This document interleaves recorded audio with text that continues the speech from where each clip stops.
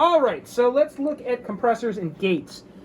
Compressors. So I pulled up the base, and I'm going to go up here and turn the compressor on.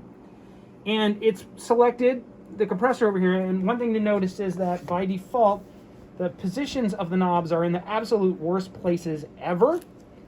The threshold, the ratio is maximum, the attack is maximum fast, the ratio is the release is maximum. It's just terrible. So the first thing you want to do is like maybe put a slower ratio, like 2-to-1, 4-to-1, somewhere in that area. Maybe a little bit lower threshold, maybe definitely a longer release, definitely a longer attack. Of course, you're going to want to listen to these things while you work, but starting with infinite ratio is just a bad idea. Maybe a little bit of makeup game.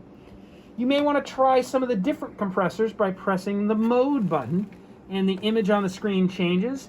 And I kind of like the chicken head vintage one. I just like it. I don't know, maybe it sounds better, maybe it doesn't sound better, but whatever. Maybe it sounds the same. Anyway, once you kind of got your default compression set, you may want to do exactly what we did with the EQ, which is copy that EQ, that compressing settings, and move it to another channel and paste it.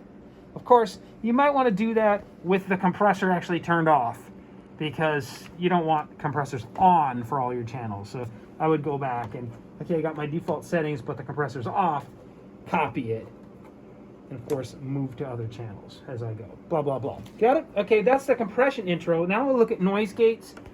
Noise gates are noise gates, whatever. We'll just try to percussion track here.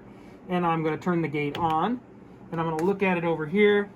And it's pretty self-explanatory. Do note, the settings they're less ridiculous, but it's self-explanatory. But set your gate, set your threshold, your attack time, and your release time, and your range, how much actual reduction is done. And I typically do around 10, 15 dB gain reduction, and you tweak it. So that's pretty obvious. Of course, you get one tom kind of set correctly, copy it, and paste it to the next gate and the next gate. But pretty simple with gates.